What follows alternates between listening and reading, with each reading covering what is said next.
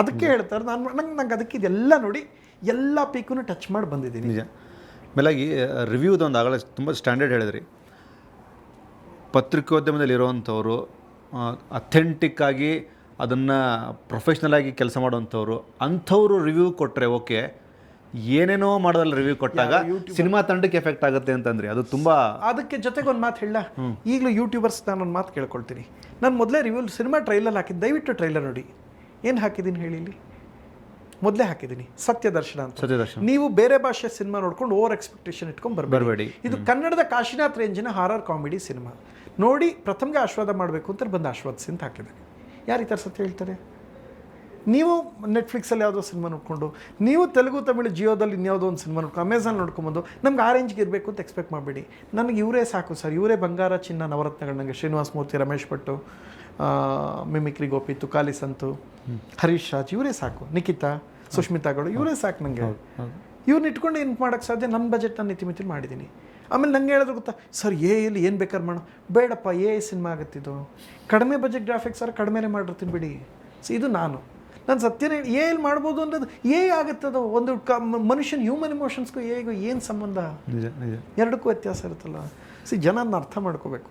ಈ ರೀಸೆಂಟ್ ಇನ್ನೊಂದು ಚಾನಲಲ್ಲಿ ಮಾತಾಡಿದ್ದು ನೋಡಿದೆ ನಾನು, ಈ ಜೋಗಿ ಪ್ರೇಮ್ ಅವ್ರ ಬಗ್ಗೆ ನೀವು ಮಾತಾಡೋಂಥ ಮಾತು ನನಗೆ ಅದು ಇಷ್ಟ ಆಗಿದೆ. ಯಾಕಂದರೆ ಅಂತ ಒಳ್ಳೆ ವಿಷಯ ಅಲ್ವ ಅದು. ಹೌದು ಗುರು, ಹಿಂಗಾಗಿದೆ, ಅದನ್ನೇನೋ ಮಾಡ್ತಂದ್ರಲ್ಲ ಅವರು ಅಂತ. ಸರಿ, ಈಗ ಜೋಗಿ ಪ್ರೇಮ್ ವಿಷಯ ಬಂದು ಧ್ರುವ ಸರ್ಜಾ ಅವ್ರದ್ದು. ಓಕೆ, ಇದ್ರಲ್ಲಿ ನಂದು ಏನು ತಪ್ಪಿದೆ ನೀವು ಹೇಳ್ರಪ್ಪ. ನಾನು ಹೇಳ್ತೀನಿ. ಈ ಶರಣು ಅಂತ, ಕಬ್ಜಾ ಶರಣು ಅಂತ ಒಂದು ಹುಡುಗ ನನ್ನ ಜೊತೆ ನಟ ಬ್ಯಾಂಕಲ್ಲಿ ಕೆಲಸ ಮಾಡ್ತಿದ್ದ. ಯಾವಾಗ 2022-21 3 ದಿನ ಸಾಯಿ ಪ್ರಕಾಶ್ ಅವ್ರ ದಿನ ಬಂದ. 3 ದಿನ ಸಾಯಿ ಪ್ರಕಾಶ್ ಇದ್ದಾಗ, ಸಾಯಿ ಕುಮಾರ್ ಅವರಿದ್ದಾಗ, ಡೈಲಾಗ್ ಓಯ್ ಅವರಿದ್ದಾಗ ಇದ್ದ ಹುಡುಗ, ಒಳ್ಳೆ ಹುಡುಗ. ನನಗೆ ಈಗಲೂ ಬೇಜಾರಿಲ್ಲ. ಬಂದ ಪಾಪ ಆ ದಿನ ಇದಕ್ಕೆ ಹೋಗ್ಬೇಕಾಯ್ತು, ಯಾವುದೋ ಧ್ರುವ ಅವರ ಶ್ರೀಮತಿಯವರು ಸೀಮಂತ ಇತ್ತು. ನೋಡಿ ನನ್ನ ಹಣೆ ಬರ ಎಷ್ಟು ಇದಂದರೆ, ಇದು ಜನ ಅರ್ಥ ಮಾಡ್ಕೋತಾರಲ್ಲೋ ಗೊತ್ತಿಲ್ಲ, ಇದೊಂದು ಕರೆಕ್ಟ್ ಇಂಡಿವಿಜುವಲ್ ಸೆಗ್ಮೆಂಟ್ ಹಾಕಿ ಇದು ಜನಕ್ಕೆ ಗೊತ್ತಾಗಲಿ ಸತ್ಯ. ಅವ್ನು ನನ್ನ ಜೊತೆಗೆ ಇದ್ದ. 21 ಎಂಡಲ್ಲಿ ಅವ್ನು ಬಿಟ್ಟು ಹೋದ. ಪುನಃ 22-23 ಅವ್ರು ಸೀಮಂತ ಆಯ್ತು. ಯಾರ್ದು? ಧ್ರುವ ಅವ್ರ ಶ್ರೀಮತಿದು. ಸರ್ ನಾನು ಬರ್ತೀನಿ ಸರ್ ಅಂದ. ಬಪ್ಪ ಅದಕ್ಕೇನಂತೆ ಸರ್, ಧ್ರುವ ಸರ್ಜಾ ಭೇಟಿ ಮಾಡಿಸ್ತೀರಾ ಸರ್? ಪಾಪ ನೀನು ಒಳ್ಳೆ ಸರ್ ಕಲಾವಿದ, ಎಲ್ಲರೂ ಪ್ರೀತಿಸ್ತಾರೆ ಬಾರಪ್ಪ. ಆಗಷ್ಟೇ ನನ್ನ ಸಿನಿಮಾ ವಾಯ್ಸ್ ಓವರ್ ಕೊಟ್ಟರು ಧ್ರುವ ಅವರು. ಕರ್ಕೋದೆ ಶಾಂಗ್ರಿಲಿ ಶರ್ಟನ್ ಹೋಟ್ಲಲ್ಲಿ ಇದಿತ್ತು, ಸೀಮಂತ ಇತ್ತು. ಸೀಮಂತಾಗ ನಾನು ಎಲ್ಲ ಆಯಿತು. ಧ್ರುವರ ಪಕ್ಕದಲ್ಲೇ ನಿಲ್ಲಿಸ್ಬೇಕು ಅಂತ ನಿಂತ್ಕತಿನಿಂದ, ಇಬ್ಬರು ಮಧ್ಯದಲ್ಲಿ ನಿಂತ್ಕತಿನಿಂದ, ನಾನು ಅವರು ನಂದಕಿಶೋರ್ ಮಧ್ಯದಲ್ಲಿ ನಾನು ತಗೊಂಡ ಎಲ್ಲ ಆಯಿತು. ಸರ್ ನೆನಪ ಅಂದೆ, ಎಲ್ಲ ಅಶ್ವತ್ ಸರ್ ಸಿನಿಮಾ ಚೆನ್ನಾಗಿ ಬರ್ತಾಯಿತ್ತು ಸರ್, ಹಂಗೆ ಹಿಂಗೆ ಅಂತೆಲ್ಲ ಹೇಳ್ದೆ. ಮುಗೀತು. ನಾನು ಸುಮ್ಮನಾದೆ. ಅದಾಗ ಒಂದು 15 ಡೇಸಿಗೆ ಸಿನಿಮಾ ರಿಲೀಸ್ ಆಯಿತು. ಸುಧಾಕರ್ ಅವರು ಅಂತ ಒಬ್ಬರು ಇದ್ರಲ್ಲ, ಶಾರ್ಟ್ ಫಿಲ್ಮ್ಸ್ ಮಾಡ್ತಾರೆ ಅವರು, ಅವ್ರಿಗೇನು ಅನಿಸ್ತು ಅವ್ರ ಒಪಿನಿಯನ್ ಹೇಳಿದ್ರು. ಜೊತೆಗೆ ಇವನು ಯಾರು ನಮ್ಮ ಶರಣವೂ ಜೈ ಧ್ರುವ ಬಾಸ್ ಅಂತ ಹೇಳ್ಬಿಟ್ಟು ಏನೋ ವೀಡಿಯೋ ಮಾಡಿಬಿಟ್ಟಿದ್ದ. ನಂಗೆ ಗೊತ್ತಿಲ್ಲ, ನಾನು ನೋಡಿಲ್ಲ, ನನ್ನ ಕೆಲಸ ನಂದೇನು ಟೆನ್ಷನ್ ಇದ್ದೆ. ಎಲ್ಲರೂ ಫೋನ್ ಮಾಡೋಕ್ಕೆ ಶುರು ಮಾಡ್ರು. ಬ್ರೋ ನಿಮ್ಗೆ ಅಷ್ಟೆಲ್ಲ ವಾಯ್ಸ್ ಓವರ್ ಕೊಟ್ಟರು ಧ್ರುವ ಸರ್ಜಾ ಅವರು, ನೀವು ಹಿಂಗೆ ಮಾಡೋದು ಬ್ರೋ ಈ ಥರ ಮೋಸನ. ನಾನು ಯಾವಾಗಪ್ಪ ಮೋಸ ಮಾಡಿದೆ? ನನಗೂ ಇದಕ್ಕೂ ಏನೇ ಸಂಬಂಧ ನೋಡ್ತೀನಿ. ಅಲ್ಲಿ ನೋಡಿ ಧ್ರುವ ಬಾಸ್ಗೆ ಜೈ ಅಂತ ವಿಡಿಯೋ ಮಾಡಿಬಿಟ್ಟಿದೆ. ಆಯಿತು, ಮುಂದೆ ಕರೆಕ್ಟಾಗಿ ಹೇಳೋಲ್ಲ, ಹೇಳಿ ಬಿಡು ಅವ್ನಿಗೆ ಯಾರು ಬಾಸ್ ಅಂತ ಅವ್ನು ಇಷ್ಟ, ಹೇಳಿ ಬಿಡು, ಸೂಪರ್ ಸಿನಿಮಾ ಅಂದ್ಬಿಟ್ಟು ಅದ್ರ ಕೆಳಗಡೆ ನೆಕ್ಸ್ಟ್ ಬೋದ್ಬಿಟ್ಟು ಅವ್ನ ಸಿನಿಮಾಗೆ ಮಾರ್ಟಿನ್ ಬಗ್ಗೆ. ನಾನು ನೋಡಿಲ್ಲ. ಅದಾದಮೇಲೆ ಎಲ್ಲ ಹೇಳಿದೆ, ಅಯ್ಯೋ ಕರ್ಮೆ, ನಾನು ಈಗಿನ ಕಾಲದವ್ರಿಗೆ ಹೇಳೋಕ್ಕಾಗಲ್ಲ.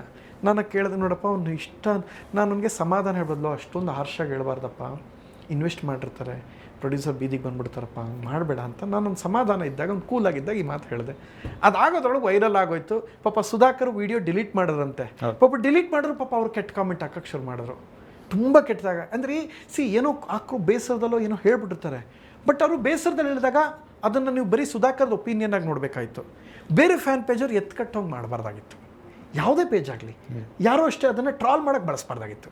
ನೋಡೋದು ಅದೊಂದು ಒಪಿನಿಯನ್ ಸುಧಾಕರ್ದು. ಆಮೇಲೆ ಡಿಲೀಟ್ ಆಗೋಯ್ತು. ಡಿಲೀಟ್ ಮಾಡಿದ್ರು ಸುಧಾಕರ್ ಅರ್ಥ ಮಾಡ್ಕೊಂಡು ಡಿಲೀಟ್ ಮಾಡೋದಂತೆ. ನಂಗೆ ಖುಷಿ ಆಯಿತು. ಈ ಹುಡುಗ ಡಿಲೀಟ್ ಮಾಡಿದ್ರೆ ನನಗೆ ಬೆಂಕಿ ಎತ್ಕತ್ತು. ಸುಧಾಕರ್ ಮಾಡಿದ್ದು ನನಗೇನು ಆಗಲಿಲ್ಲ, ಬಟ್ ಶರಣು ಮಾಡಿದ್ರಲ್ಲ, ಶರಣು ಮಾಡಿದಕ್ಕೆ ನೋಡಿ, ಪ್ರಥಮರ ಶಿಷ್ಯ ಪ್ರಥಮ್ಗೆ ವಾಯ್ಸ್ ಓವರ್ ಕೊಟ್ಟ ಧ್ರುವ ಸರ್ಜಂಗೆ ಮಾಡಿದ್ದೇನು ನನಗೆ ಶುರುವಾಯಿತು. ಇಷ್ಟಕ್ಕೆ ಮುಗೀತು ಅಂತ ಅಂದ್ಕೊಂಬೇಡಿ ಸರ್, ಇದು ಬರೀ ಟ್ರೈಲರು. ನೀವು ಇಷ್ಟಕ್ಕೆ ಖುಷಿಪಟ್ಟು ಶಾಕ್ ಆಗ್ಬಿಟ್ರೆ. ಲಾಸ್ಟ್ ಇಯರು ಫ್ಯಾನ್ಸ್ಟೋನ್ ಗಲಾಟೆ ಆಯಿತು, ದರ್ಶನ್ ಫ್ಯಾನ್ಸ್ಟೋನ್ ಒಂದು ಗೊತ್ತಲ್ವ ನಿಮಗೆ. ಮುಗಿಸ್ಕೊಂಡು ಆರಾಮಾಗಿ ಊರಲ್ಲಿದ್ದೆ. ಒಂದಿನ ಬೆಂಗಳೂರಿನೇ ಬಾಡಿಗೆನೇನೋ ಕೊಡಬೇಕಾಗಿತ್ತು, ಏನೋ ಸಣ್ಣ ಕೆಲಸ ಇತ್ತು ಅನಿಸುತ್ತೆ, ಬಂದಿದ್ದೆ. ಸರ್ ನಿಮ್ಮನ್ನು ಭೇಟಿ ಮಾಡ್ಬೇಕು ಸರ್. ನನ್ನ ಯಾಕಪ್ಪ ಇಲ್ಲ ಸರ್ ಭೇಟಿ ಮಾಡ್ಬೇಕು ಸರ್. ಆಯಿತು ಬಪ್ಪ ಅಂತ ಭೇಟಿ ಮಾಡಿದೆ. ಮುಗಿಸ್ಕೊಂಡ ಇದಕ್ಕೂ ಎಲ್ಲರೂ ಕೇಳ್ತಿರೋ ಪ್ರಥಮ್ ಸರ್ ಜೊತೆಗೆ ನಾನು ಇದ್ದೆ. ಪ್ರಥಮ್ ಸರ್ ನನ್ನ ಒಳ್ಳೆ ಆಪ್ತರು, ನನ್ನ ಗುರುಗಳು, ನಾನು ತುಂಬ ಇಷ್ಟಪಡೋ ವ್ಯಕ್ತಿ. ಅವ್ರು ತುಂಬ ಸ್ವೀಟ್ ಅದು ಇದು ಅಂತ ಏನೋ ಹೇಳಿದ್ರು ಪಾಪ. ಯಾರು ಶರಣು ಹೌದಾ, ನಿಂಗೆ ಒಳ್ಳೇದಾಗ್ಲಪ್ಪ, ಇಷ್ಟೇ ತಾನೆ ಹೋಗು ಅಂತ ಕಳಿಸ್ದೆ. ಮಾರನೇ ದಿನ ನಿಮ್ಮ ಧರ್ಮಸ್ಥಳದ ವಿರುದ್ಧ ಹೋರಾಟ ನಡೀತಾ ಇತ್ತು. ಸೌಜನ್ಯ ವಿರುದ್ಧಕ್ಕೆ ಸ್ವಲ್ಪ ಪಾದಯಾತ್ರೆ ಮಾಡ್ತೇವೆ. ನಕಲಿ ದೇವಮಾನದ ವಿರುದ್ಧ ಧಿಕ್ಕಾರ. ನನ್ನ ನೋಡಿ ಯಾರೋ ಕೊಲೆ ಮಾಡೋಕ್ಕೆ ಟ್ರೈ ಮಾಡ್ತಾಯಿದ್ರೆ ಇದು ನಕಲಿ ದೇವಮಾನವನ್ಗೆ ಹಂಗೆ ಹಿಂಗೆ ಅನ್ಕೊಂಡೆ ನಾವು ವೀಡಿಯೋ ಮಾಡಾಕ್ಬಿಟ್ಟೆ. ಇದ್ರ ಹಿಂದಿನ ವೀಡಿಯೋ ನನ್ನ ಜೊತೆಲಿ ಇದ್ದಿದ್ದಿತ್ತು. ನೀವು ನಂಬಲ್ಲ ಪಾಪ ಚಕ್ರವರ್ತಿ ಸೂಲಿಬೆಲೆ ಇರ್ಬೋದು, ಯಾರ್ಯಾರೋ ಫೋನ್ ಮಾಡ್ತಾಯಿದ್ರು ನನಗೆ. ಪ್ರಥಮ್ ಏನು ಮಾಡೋಕ್ಕೆ ಹೊರಟಿದ್ದೀರಪ್ಪ ನೀವು, ಏನು ಅಂದ್ಕೊಂಡಿದ್ದೀರಿ ನೀವು, ಏನಾಯಿತು ಎಲ್ಲ ಯಾರ್ಯಾರೋ ಫೋನ್ ಮಾಡ್ತಾರೆ. ಧರ್ಮಸ್ಥಳದಲ್ಲಿ ಇದ್ದಂಥ ಒಂದು ಫ್ಯಾನ್ ಪೇಜ್ ಹುಡುಗ, ಅವ್ನು ಬೇರೆ ಅಣ್ಣ ಏನಣ್ಣ ಯಾರಣ್ಣ ಇವರು, ಯಾಕಣ್ಣ ಹಿಂಗೆ ಮಾಡಿಸ್ತಾ ಇದ್ದೀರಿ ನೀವು ಈ ಥರನ ನೀವು. ಇವ್ನು ನನಗೂ ಇದಕ್ಕೂ ಏನಪ್ಪ ಅಂತ ನೋಡ್ತೀನಿ, ನನಗೆ ಗೊತ್ತಿಲ್ಲ. ಯಾಕೆ ಊರಲ್ಲಿದ್ದಾಗ ಫೋನ್ ಬಿಟ್ಬಿಟ್ಟಿದ್ದೆ ನಾನು, ಯಾಕಂದರೆ ಈ ಘಟನೆ ಆದಾಗಿಂದ ಫೋನ್ ಯೂಸ್ ಮಾಡಬಾರ್ದು ಅಂತ. ಅಣ್ಣ ಬಂದರು ಬೆಂಕಿ ಹಚ್ಚೋದು, ಓಕೆ ಪೆಟ್ರೋಲು ಸುರಿದ್ಬಿಟ್ರೆ ಹಿಂಗೆ. ನಕಲಿ ದೇವನು ನೋಡಿ ಫ್ರೆಂಡ್ಸ್, ನಾವು ಹೋರಾಟ ಮಾಡ್ತಾಯಿದ್ವಿ, ಯಾರೋ ನಮ್ಮನ್ನು ಕೊಲೆ ಮಾಡಬೇಕು ಅಂತ ಟ್ರೈ ಮಾಡ್ತಾ ಇದ್ದಾರೆ. ನಮ್ಗೆ ಹೆಚ್ಚು ಕಡಿಮೆ ನಕಲಿ ದೇವಮಾನವ ಕಾರಣ, ಅವ್ರನ್ನ ಬಿಡಲ್ಲ, ಧರ್ಮಸ್ಥಳಕ್ಕೆ ನುಗ್ಗೇನು ಮಾಡಿ. ಆದ್ರೆ ಹಿಂದಿನ ವೀಡಿಯೋ ನನ್ನ ಜೊತೆಗೆ ತಗೊಂಡು ಹೋಗಿದ್ದು, ವಿಶ್ ಮಾಡಿಸ್ಕೊ ಹೋಗಿದ್ದ. ಸಿ ಅವನೇನೋ ಮಾಡ್ದ ಪಾಪ, ನಾನು ಕೆಟ್ಟವನು ಅಂತ ಹೇಳಲ್ಲ ಶರಣನ್ನ. ಪಾಪ ಅವ್ನು ಮಾಡೋದ ಬೆಂಕಿ ಹಚ್ಕೊಂಡಿದ್ದು ನನಗೆ. ಸಿ ಈ ಕಡೆ ಧ್ರುವ ಅವರು ತಪ್ಪು ತಿಳ್ಕೊಂಡ್ರು, ಅವ್ರ ಫ್ಯಾನ್ಸ್ ತಿಳ್ಕೊಂಡ್ರು, ಈ ಕಡೆ ಇವ್ರು ತಿಳ್ಕೊಂಡು ನಾನು ಮಾಡಿದ್ರೆ ತಪ್ಪಿಗೆ ಅನುಭವಿಸಿದ್ದೆ ಜಾಸ್ತಿ ಆಯಿತು. ಇದ್ರಲ್ಲಿ ನಂದೇನು ತಪ್ಪಿದೆ ಹೇಳಿ. ಈಗ ನೀವು ಬರ್ತೀರ ಒಂದು ನಿಮಿಷ ಹೆಗಲ ಮೇಲೆ ಕಾಯ್ಕೊಂಡು ನಾನು ನಿಮ್ಮ ಜೊತೆ ಮಾತಾಡೋದು, ಫೋಟೋ ತೊಗೊಂಡು ವೀಡಿಯೋ ಎಲ್ಲ ತೊಗೊಂಡು 3ನೇ ದಿನ ಬಿಟ್ಟು ನೀವೇನೋ ಒಂದು ಗಲಾಟೆ ಮಾಡ್ಕೊಂಡು ಏನೋ ಕೊಲೆನೋ ಏನೋ ನಿಮ್ದೇನೋ ನೀವು ಮಾಡ್ಕೊಂಡ್ರೆ ನಾನು ಹೆಂಗೆ ಜವಾಬ್ದಾರಿ ಆಗ್ತೀನಿ. ಇದ್ರ ಹಿಂದೆ ಇರೋದು ಯಾರು ಗೊತ್ತಾ? ಪ್ರಥಮ್. ಇವ್ರು ಯಾರು ಆಪ್ತ ಗೊತ್ತಾ? ಪ್ರಥಮ್ ಅಂತ ಹಾಕಿ ನನಗೂ ಇದಕ್ಕೂ ಏನು ಸಂಬಂಧ. ಸಿ ಇದಿಷ್ಟಲ್ಲ, RCB ಫೈನಲ್ಸ್ ನಡೀತಾ ಇತ್ತು. ಹೋದ್ಸಲ RCB ಗೆದ್ರು ಗೊತ್ತಾ? ನನ್ನ ಹಣೆ ಬರ ಹೇಳ್ತೀನಿ, ನಾನು ಕ್ರಿಕೆಟೇ ನೋಡಲ್ಲಪ್ಪ ದೇವರಣೆಗೂ. ಫೈನಲ್ಸ್ ಮ್ಯಾಚಲ್ಲಿ RCB ಏನಾರು ಗೆದ್ದರೆ ನಾನು ಡೆಫಿನೆಟ್ಲಿ ವಿರಾಟ್ ಕೊಹ್ಲಿ ಸ್ಟೇಡಿಯಮ್ಗೆ ಹೋಗಿ ನೋಡಿ ತಪ್ಕೊತೀನಿ ಅಂತ ACP ನನಗೆ ಫೋನ್ ಮಾಡಿದ್ರು. ಯಾಕೆ ನನ್ನ ಫ್ರೆಂಡ್ ಒಬ್ಬನ ಕೈಲಿ ಆಗ ಈ ಘಟನೆ ಆಗಿತ್ತು, ನಾನು ಬೇಜಾರಲ್ಲಿದ್ದೆ. ಫೋನ್ ಎತ್ತಿದಾಗ ಹಾಂ ಹೇಳಿ, ACP ಮಾತನಾಡ್ತಾನೆ, ಪ್ರಥಮ್ಗೆ ಫೋನ್ ಕೊಡಿ. ಪ್ರಥಮ್ ಕೊಡಪ್ಪ. ಪ್ರಥಮ್ ಅವರೇ ನಾನು ACP ಮಾತನಾಡ್ತಾ ಇದ್ದೀನಿ ಅಂದರು. ಯಾರು? ಶರಣು ನಿಮ್ಮ ಏನೇ ಆ ವಿರಾಟ್ ಕೊಹ್ಲಿ ತಪ್ಕೊಡ್ತೀನಿ ಅಂತ ಸ್ಟೇಡಿಯಂ ನುಗ್ಗೋದು, ಇದೆಲ್ಲ ತಪ್ಪು ಸಂದೇಶ ಆಗುತ್ತೆ. ನೀವು ಇಂಥದಕ್ಕೆಲ್ಲ ಅಯ್ಯೋ ನಾನು ಏನಪ್ಪ ತಪ್ಪು ಮಾಡಿದ್ದೀನಿ. ಈ ಕಡೆ ದರ್ಶನ್ ಫ್ಯಾನ್ಸ್ದು ಹಿಂಗೆ ಅಂದ್ಕೊಂಡು ನಾನು ಹೇಳಿದ್ದು ಯಾವಾಗಲೂ ಅದನ್ನು ತಿರುಚ್ತಾ ಇರದೆ ಬೇರೆ. ಪುನಃ ಈ ಕಡೆ ಧರ್ಮಸ್ಥಳಕ್ಕೆ ಇವ್ನು ನುಗ್ತೀನಿ ಅಂತ ಹೇಳೋದು. ಪುನಃ ಧ್ರುವ ಅವರು ಆ ಹುಡುಗ ನಾನು ಕೆಟ್ಟವನು ಅಂತ ಹೇಳಲ್ಲ, ಈ ಹುಡುಗ ಹಿಂಗೆ ಮಾಡಿದ್ದಕ್ಕೆ ನನಗೆ ಹಂಗಾಯ್ತು. ಸಿ ಏನಾಗುತ್ತೆ, ಹೊರಗಡೆ ಪ್ರಪಂಚಕ್ಕೆ ನಾನು ಕೆಟ್ಟವನಾಗ ಹಾಗೆ ಉಳ್ಕೊಂಬಿಟ್ಟೆ. ಬಟ್ ಇದು ತುಂಬ ಸೂಕ್ಷ್ಮ ವಿಚಾರ ಅಲ್ಲ, ಅಂದರೆ ತುಂಬ ನೋವಾಗುತ್ತೆ, ತುಂಬ ಕಾನ್ಷಿಯಸ್ ಆಗಿ. ಅಂದರೆ ಬೇರೆಯವರಾಗಿರೇ ಅವನ ಜೊತೆ ಗಲಾಟೆ ಮಾಡ್ಕೊಳ್ಳೋರು, ನೋಡಪ್ಪ ನಿನ್ನಿಂದ ಹಿಂಗಾಗಿದೆ ಹಿಂಗಾಗಿ. ನನಗೇನು ಬೇಜಾರಿಲ್ಲ ಹುಡುಗನ ಬಗ್ಗೆ, ಶರಣ ಬಗ್ಗೆ. ಅವನೇನೋ ಮಾಡೋಕ್ಕೆ ಹೋದ, ಒಂಚೂರು ಅತಿರೇಕ ಆಗೋಯ್ತು.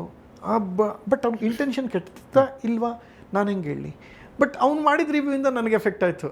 ಈಗ ಅವ್ನು ಧರ್ಮಸ್ಥಳಕ್ಕೆ ಪಾದಯಾತ್ರೆಗೆ ಹೋಗಿದ್ದಕ್ಕೆ ಪ್ರಥಮ್ ಇದರಿಂದ ನಿಂತ್ಕೊಂಡು ನನ್ನ ಮೇಲೆ ಬಂತು. ಪುನಃ ಅವನೇನಕ್ಕೆ RCBಗೆ ನುಗ್ತಿದ್ರೆ ಪ್ರಥಮ ಅವ್ರ ಜೊತೆಗೆ ಇದ್ದ ಹುಡುಗ ಹಿಂಗೆ ನುಗ್ತಾನಂತ ಅನ್ಬೋದು. ಜೀವನ ಪರ್ಯಂತ ಹಿಂಗೆ ಅನುಭವಿಸ್ಕೊಂಡ್ರು. ನನಗೆ ಇವೆಲ್ಲ ನೋಡಿದಾಗ ಪಾಪ ಹುಡುಗ ಕೆಟ್ಟವನಲ್ಲ, ಫಸ್ಟ್ ಆಫ್ ಆಲ್ ಅದನ್ನು ಹೇಳ್ತೀನಿ. ಏನೋ ಒಂಚೂರು ಹುಡುಗಾಟ, ಹುಚ್ಚಾಟ, ಒಂಚೂರು ತರಲೆ ತುಂಟಾಟ ಮಾಡಿದ, ನಾನು ಕೆಟ್ಟವನು ಅಂತ ಹೇಳಲ್ಲ. ಇದು ಹಿಂಗಾಯಿತು, ದೇವರನ್ನೇ ನಾನು ಚೇತರಿಸ್ಕೊಳಕ್ಕಾಗಲಿಲ್ಲ.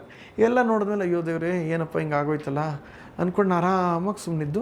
ಇದೆಲ್ಲ ನೋಡಿದ್ಮೇಲೆ ಸಾಕಪ್ಪ ಸಿನಿಮಾ, ನನಗೆ ಸಾಕು. ಥಿಯೇಟ್ರಿಗೆ ಸಿನಿಮಾ ಮಾಡಿ ರಿಲೀಸ್ ಮಾಡಿದಾಗ ಜನ ನೋಡಿ ಜನ ನನ್ನ ಹಣೆ ಬರೀತಾನೆ, ಅದು ಸಿನಿಮಾ. ಇನ್ಯಾವುದೋ ಬುಕ್ ಮೈ ಶೋಗೆ ಇನ್ಯಾವುದೋ ಫೇಕ್ ಪ್ರಮೋಷನ್ಸ್ ನಾನು ಮಾಡೋದು, ಇಲ್ಲದೇ ಇರೋದೆಲ್ಲ ಇದೇನು ನಂಬಿಸೋದು, ಇನ್ಯಾರ ಮುಂದೆನೋ ಮುಗ್ದನ್ ಥರ ಆ್ಯಕ್ಟ್ ಮಾಡೋದು, ಇದು ಯಾವುದು ನನಗೆ ಬರಲ್ಲ ಬ್ರದರ್. ನಾನು ಅಷ್ಟು ಒಳ್ಳೆಯವನೂ ಅಲ್ಲ. ಒಳ್ಳೆ ಹುಡುಗ ಪ್ರಥಮ ಅಲ್ಲ ಅಂದರೆ ಈ ನಾಟಕ ಮಾಡಿ ಯಾಮಾರಿಸುವ ಬುದ್ಧಿವಂತಿಕೆ ನನಗಿಲ್ಲ. ಅದು ಇದ್ದಿದ್ದೆ ಆ್ಯಕ್ಚುಲಿ. ಈಗ ಡಿಜಿಟಲ್ ಆಡಿಯನ್ಸ್ ಬೇರೆಯವ್ರ ಥರ ಆಗಿದ್ದಾರೆ, ಬೇರೆ ಥರ ಆಗಿದ್ದಾರೆ. ಈ ಜಂಗ್ಜಿ ಜನ್ರೇಷನ್ ನಾವು ಹೇಳೋಕ್ಕಾಗಲ್ಲ. ಆಮೇಲೆ ತುಂಬ ಜನ ಹೇಳ್ತಾರೆ, ಒಬ್ಬ ಎದುರಿಗಿರೋ ವ್ಯಕ್ತಿನ ನೀನು ಯಾಮಾರಿಸ್ಬೇಕು ಅಥವಾ ಏನಾದರೂ ಒಂದು ಮಾಡಬೇಕಂದ್ರೆ ನೀನು ಪ್ರಿಪೇರ್ ಆಗಿ ಬರಬೇಕು, with intonation, with reaction. But ಸುಲಲಿತವಾಗಿ ನಿರರ್ಗಳವಾಗಿ ಮಾತಾಡೋಂಥವ್ನು ವೆರಿ ಕ್ಲಿಯರ್ ಆಗಿರ್ತಾನೆ. ಇದೆಲ್ಲ ಆಯ್ತಲ್ಲ, ನೀವು ಇಷ್ಟು ಹೇಳಿದ್ರಲ್ಲ, ಇದಿಷ್ಟು ಯಾವ ಕ್ಲಿಯರ್.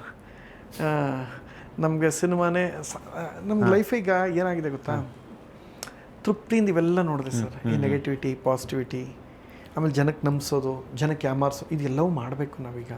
ಇದು ಯಾವುದೂ ನನಗಾಗ್ತಾ ಇಲ್ಲ ಬ್ರದರ್. ಅಂದರೆ ನನಗೆ ಕಷ್ಟ ಆಗ್ತಾ ಇದೆ ಸಸ್ಟೈನ್. ಇಲ್ಲಿ ನಂಗೆ ಈಗ ಮಾತಾಡ್ತಾ ಇದ್ದೀನಿ, ಇಲ್ಲಿ ನೋವು ಶುರು ಆಗ್ತಾ ಇದೆ, ನಂಗೆ ಇದೊಂದು ಸ್ವಲ್ಪ ಪ್ರಾಬ್ಲಮ್ ಇದೆ. ಅದಕ್ಕೆ ನಾನು ಬೆಂಗಳೂರು ಬಿಟ್ಬಿಡೋಣ ಅಂತ, ಬೇರೆ ಏನೋ ಕಾರಣ ಅಲ್ಲ. ಇಲ್ಲಿ ಸ್ವಲ್ಪ ನೋವಿದೆ, ಅಂದರೆ ತುಂಬ ಪೇಯ್ನ್ ಆಗುತ್ತೆ. ಅಂದರೆ ಹೆಂಗೆ ಹೇಳಬೇಕು ಅಂದರೆ, ನಿಮ್ಗೆ ಆರೋಗ್ಯ ವಿಚಾರದಲ್ಲಿ ಮನುಷ್ಯನಿಗೆ ತುಂಬ ಎಕ್ಸ್ಟ್ರೀಮ್ ಸ್ಟ್ರೆಸ್ ಇದ್ದಾಗ ಕೆಲವರು ಅಂತಾರೆ ನನಗೆ ಇದರಲ್ಲಿ ಪ್ರಾಬ್ಲಮ್ ಸ್ಮಾಲ್ ಇಂಟೆಸ್ಟೈನ್ ಪ್ರಾಬ್ಲಮ್ ಅದು. ಬಟ್ ನಂಗೆ ಇಲ್ಲಿ ಯಾವಾಗಲೂ ದಿನಾ ನೋವು ಬರುತ್ತೆ. ದಿನಕ್ಕೆ ಒಂದೊಂದು 2 ದಿನ ಮನೆಯೊಳಗೆ ಇರಬೇಕಾಗತ್ತೆ, ನಾನು ಲೈಟೇ ಆನ್ ಮಾಡಲ್ಲ, ಕತ್ಲೆ ಮೈಗ್ರೀನ್ ಜಾಸ್ತಿ ಆಗುತ್ತೆ. ಸೊ ಇದೆಲ್ಲ ನೋಡಿದ ಮೇಲೆ ನಾನು ಅಂದ್ಕೊಂಡಿದ್ದು ನಿಮ್ಮದಿಯಾಗಿ ಹಸಿರು ಮಧ್ಯದಲ್ಲಿ ಉರ್ಲೆದ್ಬಿಡೋಣ ಅಂತ. ಇದು ಬೇರೆ ಯಾರ್ದೋ ಒತ್ತಡಕ್ಕೆ ಅಥವಾ ಇನ್ಯಾರಿಗೂ ಹೆದರ್ಕೊಂಡಲ್ಲ, ಎಕ್ಸ್ಟ್ರೀಮ್ ಆರೋಗ್ಯ ಹಾಳಾಗಿದೆ. ಈಗಲೂ ಕೂಡ ಇಲ್ಲಿ ನೋವಿದೆ, ಹಿಂಗೆ ಹಿಡ್ಕೊಂಡೇ ಮಾತಾಡ್ತಾ ಇರ್ತೀನಿ, ಆಗಾಗ ಒಂದ್ಸಲ ಹಿಂಗಂಗೆ. ಸೊ ಅದೆಲ್ಲ ನೋಡೇ ನಾನು ಊರಿಗೆ ಹೊರಟೋಗೋಣ ಡಿಸೈಡ್ ಮಾಡಿದ್ದು. ಈಗ ಫಸ್ಟ್ ನೈಟ್ ವಿತ್ ದೆವ್ವ ಏಪ್ರಿಲ್ 3 ರಿಲೀಸ್ ಆಗ್ತಿದೆ. ಹೆಂಗಿದೆ? ಸಣ್ಣ ವೈಬು ದೊಡ್ಡ ವೈಬು ಪ್ರಥಮ್ಗೆ? ಸಣ್ಣ ವೈಬು ದೊಡ್ಡ ವೈಬ್ ಇನ್ ದ ಸೆನ್ಸ್ ಯಾವ ಬಗ್ಗೆ ಹೇಳ್ತಾ ಇದ್ದೀನಿ ಅಂದರೆ, ಎಸ್ ಗುರು, ನನ್ನ ಸಿನಿಮಾನ ನಾನು ಆಲ್ಮೋಸ್ಟ್ ತಲುಪಿಸಿದ್ದೀನಿ, ಇಷ್ಟು ಜನಕ್ಕೆ ರೀಚ್ ಆಗಿದೆ.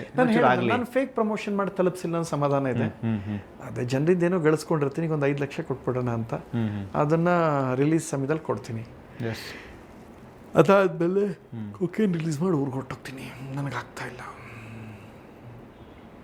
ಎಸ್, ಇದ್ರ ಹೊರತಾಗಿ ಬೇರೆ ಏನಿಲ್ಲ. ನೀವೇನೇ ಇದ್ದರೂ ಕೇಳಿ, ಸತ್ಯನೇ ಹೇಳ್ತೀನಿ. ಇಲ್ಲ, ನಾನು ಯಾವುದೂ ಪ್ರಿಪೇರ್ ಆಗಿಲ್ಲ. ನಾನು ಮಧ್ಯ ಮೊಬೈಲ್ ನೋಡಲಿಲ್ಲ. ಅಂದರೆ ನಾನು ಯಾಕೆ ಕ್ಲಾರಿಟಿ ಕೊಡ್ತಾ ಇರೋದಂದರೆ, ತುಂಬ ಜನರಲಾಗಿ ಮಾತಾಡ್ತಾ ಬಂದ್ವಿ, ಅದರಲ್ಲಿ ಗೊತ್ತಿಲ್ಲದ ಸತ್ಯಗಳು ಕೂಡ ನೀವು ಹೇಳಿದ್ರಿ. That's very interesting. ಮೇಲೆ ಅದು ಗಟ್ಸಿ ಫೀಲ್, ಅದು ಕ್ಲಾರಿಟಿ ಕೊಟ್ರಿ ನಿಮ್ಮ ಕಡೆಯಿಂದ. ಇದ್ರಲ್ಲಿ ನಂದು ಏನು ತಪ್ಪಿದೆ ಹೇಳಿ? ಈಗ ಧರ್ಮಸ್ಥಳಕ್ಕೆ ಅವ್ರು ಹೋದ್ರು, ನಂದೇನು ತಪ್ಪು? ರಿವ್ಯೂ ಅವ್ನು ಮಾಡ್ದೆ, ನಂದೇನು ತಪ್ಪು? ಸೊ ಏನಾಯಿತು, ನನಗೆ ಯಾರೋ ಚುಚ್ಚಕ್ಕೆ ಬಂದು ನನಗೆ ವಿರೋಧಿಸ್ತೆ, ನಂದೇನು ತಪ್ಪು? ಇದೆಲ್ಲ ನೋಡು. ಹಾಗಂತ ನಾನು ತೀರಾ ಸಾಚ ಅಲ್ಲ. 2 ವಿಚಾರ ಹೇಳ್ತೀನಿ. ನಾನು ತಪ್ಪು ಮಾಡಿದಾಗ ತಪ್ಪಿಸ್ಕೊಂಡಿದ್ದೀನಿ, ಏನು ತಪ್ಪು ಮಾಡಿದೆ ಈ ಸಲ 3 ಸಲ ಸಿಕ್ಕಾಕೊಂಡಿದ್ದೀನಿ. ಅದಕ್ಕೆ ತಪ್ಪಿಸ್ಕೊಂಡಿದ್ದೀನಿ. ಇದು ನಿಜ, ತುಂಬ ಸಲ ತಪ್ಪು ಮಾಡಿ ತಪ್ಪಿಸ್ಕೊಂಡಿದ್ದೀನಿ. ಬಹುಶಃ ನನ್ನ ಬುದ್ಧಿವಂತಿಕೆನೋ ಅಥವಾ ನನ್ನ ಅದೃಷ್ಟವೋ, ಇದ್ರಲ್ಲಿ ತಪ್ಪಿಸ್ಕೊಬಿಟ್ಟ ನಾನು ಅಂತ. ಬಟ್ ಏನೋ ತಪ್ಪು ಮಾಡಿದೆ ಸಿಗಾಕೊಂಡಾಗ ನನಗೆ ಭಯ ಬಂತು. ಆಗ ಅನಿಸ್ತು, ನಾವು ಯಾರಿಗಾರು ಕಪಾಳಕ್ಕೆ ಹೊಡೆದ್ರೆ ಈಶ್ವರ ನಮಗೆ ಚಪ್ಪಲಿಲಿ ಹೊಡಿತಾನೆ, ನಾವು ಯಾರಿಗೆ ಮಾಡಿದ್ರು ಅಂತ. ಬಟ್ ನನಗೇನು ಅನಿಸ್ತು ಅಂದರೆ, ಈಗೆಲ್ಲ ನೋಡಿದಾಗ ಅನಿಸ್ತು, ನಾನು ಇನ್ನು ಯಾರ ವಿಚಾರಕ್ಕೂ ನಾನು ಯೋಚನೆ ಮಾಡೋಕ್ಕೆ ವಿತ್ ಕ್ಲಾರಿಟಿ. ಈಗ ಹೇಳಿದ್ನಲ್ಲ, ಈ ಪಕ್ಕದ ರೋಡಲ್ಲಿ ಸಲ್ಮಾನ್ ಖಾನ್ ಬಂದನು. ಸಲ್ಮಾನ್ ಖಾನ್ ಏನಕ್ಕಂತೆ, ಓಕೆ ನುಗ್ಬಿಡೋಣ. ಇಲ್ಲ, ಈಗ ಅದಿಲ್ಲ. ಆ ಎರಡು ಲೇಯರ್ಸು ಇಲ್ಲ. ನೋಡಾಯ್ತು, ಎಲ್ಲ ನೋಡಾಯ್ತು ನಾರ್ಮಲ್ ಆಗಿ. ಈಗೇನು ಗೊತ್ತಾ, ಯಾವ ಎಕ್ಸೈಟ್ಮೆಂಟು ಇಲ್ಲ.